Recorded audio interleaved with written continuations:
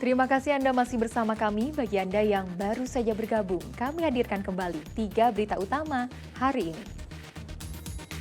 Sakit hati diusir mertua dan keluarga suaminya lantaran pernikahan tak direstui, seorang istri nekat memotong alat kelamin suaminya.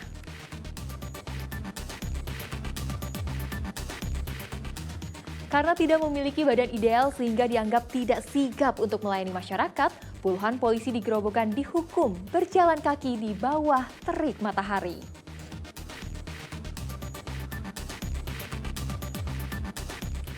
Harga bahan pokok di Salatiga terus naik, tak hanya bawang dan telur, gula Jawa dan gula pasir juga ikutan naik.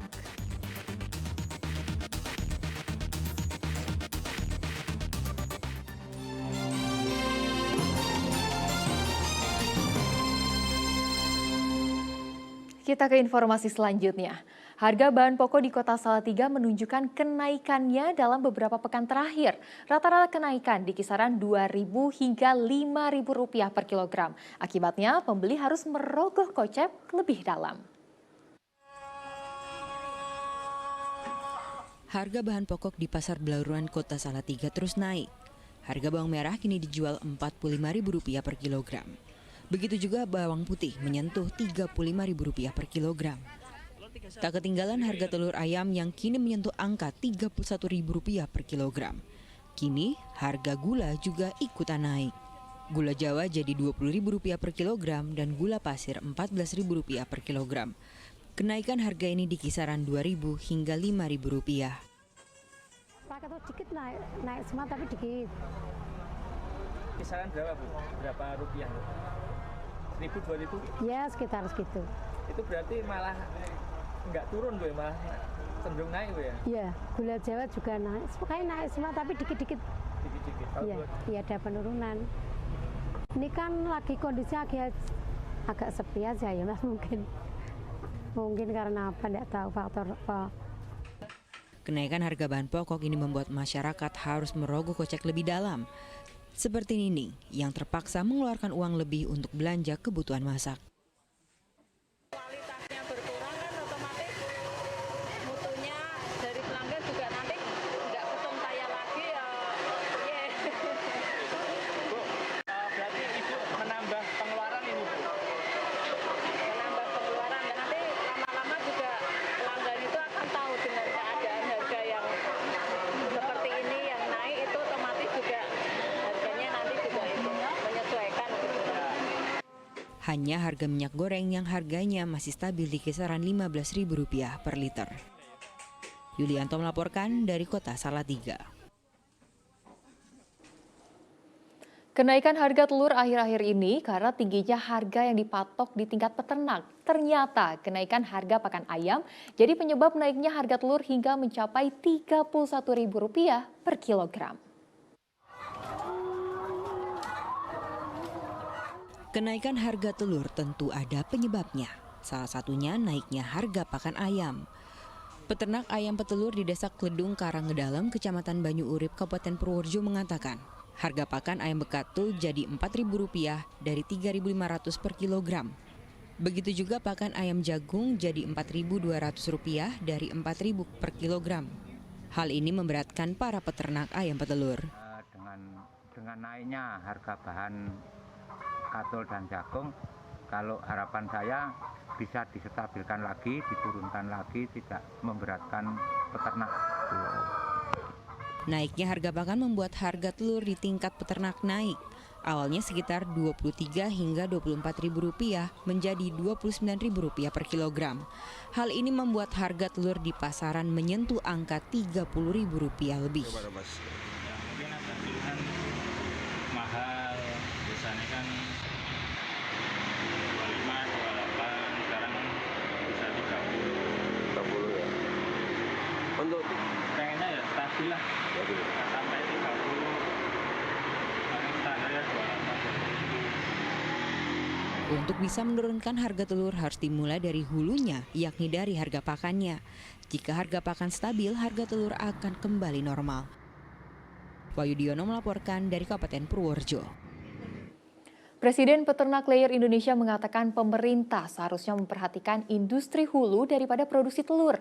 Harga pakan ayam berdampak besar pada harga ayam hingga 80%. Sayangnya, industri hulu dari pakan ayam ini belum dapat perhatian penuh. Harga pakan ini yang selama ini seolah-olah masih belum disentuh oleh pemerintah. Ya, yang ada di hulu, industri hulu ini. Jadi harga pakan ayam, harga anak ayam, itu pemerintah tidak intervensi. Karena itu adalah corporate ya, perusahaan-perusahaan yang menyediakan fasilitas untuk kita. Nah, pemerintah ini selama ini seolah-olah mengawasi secara ketat itu pergerakan harga telur di lapangan yang diproduksi oleh peternak-peternak. Karena pemerintah berkewajiban ya untuk mengendalikan harga telur di masyarakat supaya inflasi kita itu tidak fluktuatif. Nah, disinilah pemerintah ya mestinya sudah mulai berpikir ya membuat program-program khusus ya bagaimana kita bisa menyiapkan hanya bukan kebutuhan peternak saja, akan tetapi kebutuhan industri hulu pabrik pakan itu, yaitu jagung dan bungkil kedelai. Jelang Idul Adha, umat muslim mulai sibuk mencari kambing atau sapi untuk kurban. Nah, ada alternatif pilihan yang bisa diambil untuk berkorban dengan mengolah daging kurban menjadi rendang kemasan. Daging kurban dalam bentuk rendang kemasan ini diluncurkan Muhammadiyah Jawa Tengah. Pilihan ini ditawarkan agar penyaluran daging kurban bisa menjangkau masyarakat luas. Daging kurban yang diolah lalu dikemas di kaleng dan bisa disimpan hingga 2 tahun.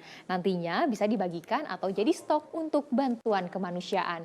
Namun program ini hanya mengambil 10% dari hewan kurban yang disembelih. 90% sisanya tetap dibagikan ke warga saat lebaran kurban. Untuk cadangan logistik siaga bencana, sehingga kalau ada bencana kita selalu siap.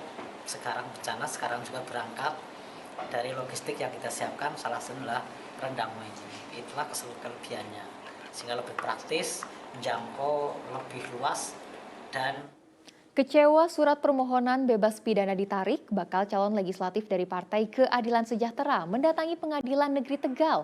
Surat itu hendak dipakai untuk melengkapi berkas pencalonan legislatif di KPU.